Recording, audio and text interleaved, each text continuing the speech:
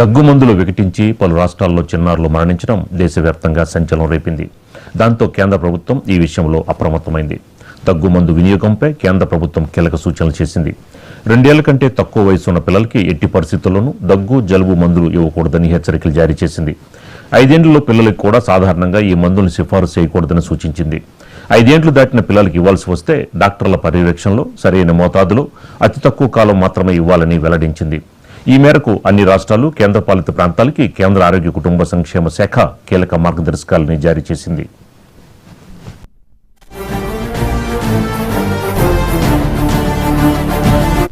మధ్యప్రదేశ్లోని చింద్వారాలో కిడ్నీ సంబంధిత సమస్యలతో 9 మంది చిన్నారులు, రాజస్థాన్లో 2 చిన్నారులు మరణించిన ఘటనలు దేశంలో తీవ్ర కలకలం రేపాయి. ఈ మరణాలకు దగ్గు మందుల్లోని విషపూరిత రసాయనాలే కారణమని వార్తలొచ్చాయి.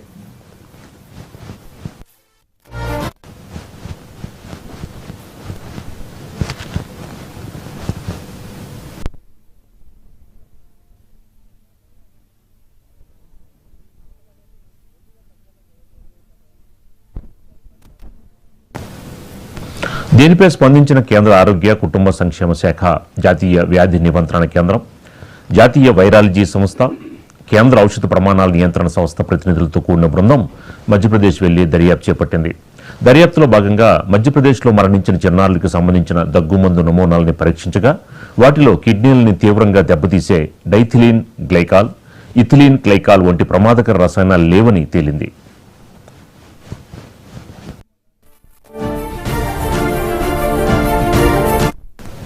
రాజస్థాన్లో మరణించిన 2 చిన్నారుల కేసులో పరీక్షించిన మందు నమూనాల్లో కూడా ఈ రసాయనాలు లేవని స్పష్టమైంది. అయితే ఈ చిన్నారులకు వాడిన డెక్స్ ట్రోమోథోర్ఫాన్ ఆధారిత ఫార్ములాని పిల్లలకి వాడవద్దని నిపుణులు పేర్కొన్నారు.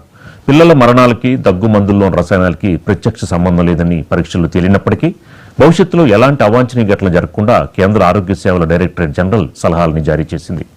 మనకి ఇదే అంశానికి సంబంధించి మరింత సమాచారం మా ప్లానింగ్ ఎడిటర్ సురేష్ అందిస్తారు. సురేష్ గారు.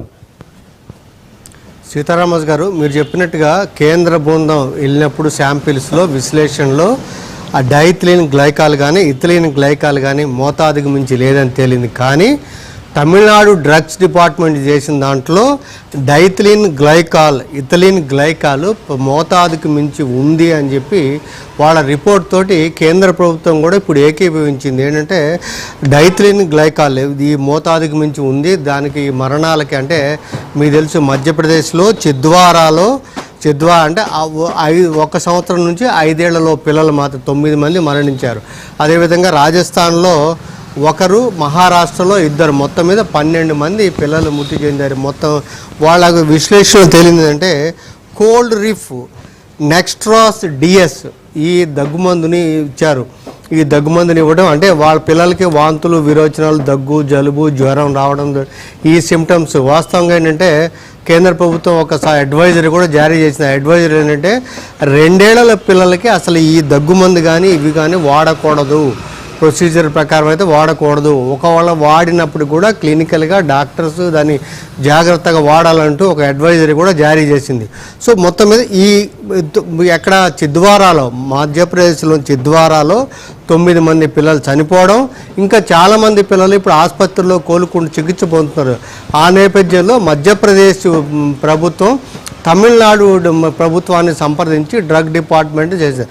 దాని మీద డ్రగ్ డిపార్ట్మెంటు కాంచీపురం అంటే కంచిలోని శ్రేషన్ ఫార్మాలో ఈ ఏదైతే కోల్డ్ రిఫ్ అనేది తయారవుతుంది. SR బ్యాచ్ 13 అంట, అంటే ఒక్కొక్క బ్యాచ్ ఉంటుంది. ఆ బ్యాచ్లో మోతాదుకి మించి డైఇథిలీన్ గ్లైకాల్ ఉంది అని చెప్పి నిర్ధారించి రాగానే వెంటనే తమిళనాడు మొత్తం ఎక్కడైతే స్టాక్ ఉందో, మార్కెట్లో ఉందో అంతా కూడా వెనక్కి తెప్పించడం. అదేవిధంగా తమిళనాడులో దాన్ని నిషేధం విధించారు. ఇక్కడ తమిళనాడు ఎప్పుడైతే అప్రమత్తం, మధ్యప్రదేశ్ సీఎం గారు మోహన్ యాదవ్ గారు అక్కడ ప్రకటించారు, మొత్తం మీద మా దగ్గర ఈ కోల్డ్ రిఫ్ అనేది నిషేధం, దాన్ని ఎవరు కూడా డాక్టర్లు కూడా వాడకూడదు, ఎవరైతే 9 మంది పిల్లల బాధ్యులు వాళ్ళ మీద చర్యలు తీసుకుంటామని చెప్పారు. అదేవిధంగా ఈ కోల్డ్ రిఫ్ ఎక్కువగా మధ్యప్రదేశ్, రాజస్థాన్, మహారాష్ట్ర, తర్వాత పుదుచ్చేరి ఇలాంటి రాష్ట్రాల్లో వాడుతున్నారంట. ఇప్పుడు ఆ రాష్ట్రాలు కూడా ఎలర్ట్ అయిపోయి మొత్తం మీద కూడా అక్కడ కూడా ఈ కోల్డ్ రిఫ్ అనేది ఇప్పుడు ఈ బ్యాచ్ అనేది వాడకూడదు అని చెప్పి మీ సీతారామస్ గారు 2022లో మన గాంబియాలో 70 మంది పిల్లలు మృతి చెందారు. అప్పుడు కూడా ఇదే ఏంటంటే డైఇథిలిన్ గ్లైకాల్ ఏంటంటే మోతాదుకి మించి ఉంటే పిల్లలకి కిడ్నీల మీద ప్రభావం చూపుతుంది. దానివల్ల వాళ్ళు కోలుకోలేని శక్తి ఎక్కువ, అంటే నిరోధక శక్తి తక్కువ ఉంటుంది కాబట్టి మరణాలు ఎక్కువ సంభవిస్తామని చెప్పి అప్పుడు మనకి ఢిల్లీలోని మెయిడెన్ ఫార్మా వాళ్ళు అప్పుడు తయారు చేస్తారు. ఇప్పుడు ఈ కాంచీపురంలోని శ్రేయసన్ ఫార్మా అనేది గుర్తించారు కాబట్టి దాని మీద అనేది చర్యలు తీసుకున్నారు. అయితే అసలు అంటే వాడతారు కానీ మోతాదు మించి వాడకూడదు.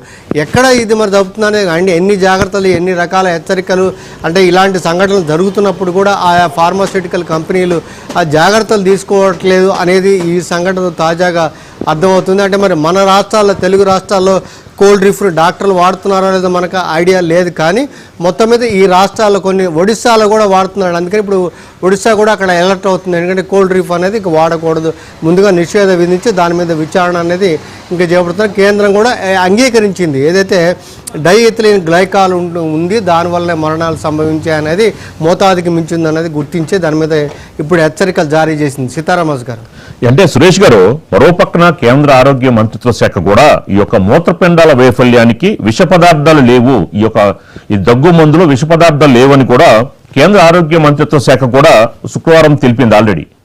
మరో పక్కన మరి ఇందులో విష పదార్థాలు ఉన్నాయని చెప్పనే ఆ రోజున ఏదైతే మన రాజస్థాన్లో ఆ డ్రగ్ కంట్రోల్ కూడా సస్పెండ్ చేయడం జరిగింది. సీతారామస్ గారు, కేంద్ర ప్రభుత్వం నిన్న వాళ్ళ దాంట్లో మీరు చెప్పినట్టుగా central drug standard control organisation నుంచి, అదేవిధంగా national centre for disease control నుంచి, నేషనల్ ఇన్స్టిట్యూట్ ఆఫ్ వైరాలజీ నుంచి ఒక బృందాన్ని పంపించారు. ఆ బృందంలో జరిగిన ప్రాథమిక విశ్లేషణలో మాకు ఎలాంటి డైఇథిలిన్ గ్లైకాల్ మోతాదుకి మించి వాడలేదని నిన్న స్టేట్మెంట్ కేంద్ర హోం మనకి కుటుంబ సంక్షేమ శాఖ మనకి ఆరోగ్య శాఖ ఇచ్చింది.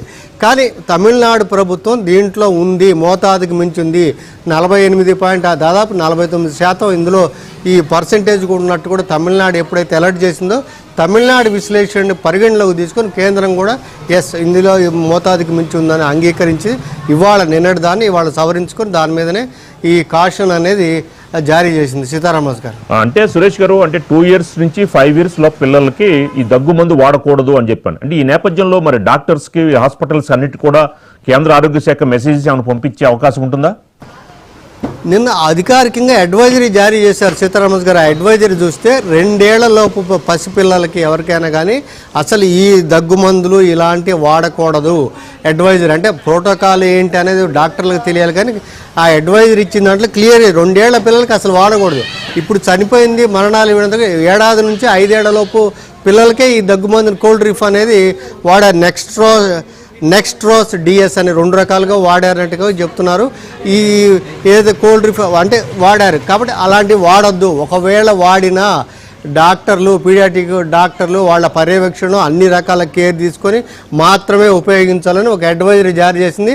ఆ అడ్వైజరీ అనేది దేశం మొత్తానికి వర్తిస్తుంది కాబట్టి సపరేట్గా ఏమీ లేదు. ఎప్పుడైతే ఈ సంఘటన జరిగిందో, ఈ విషయం ఆందోళన అనేది ఎప్పుడైతే నెలకొందో, మొత్తం మీద 1వ తారీఖే అక్టోబర్ 1 నుంచే దీని మీద పరిణామాలు అనేది వెలుగులోకి వచ్చాయి. దాని మీదనే ఇప్పుడు కేంద్రం అలర్ట్ అయింది. అన్ని రాష్ట్రాల డాక్టర్లు కూడా రాష్ట్రాలు కూడా దాని మీద జాగ్రత్తలు తీసుకుంటున్నారు. సీతారామస్ గారు, రైట్, థ్యాంక్ యూ సురేష్ గారు.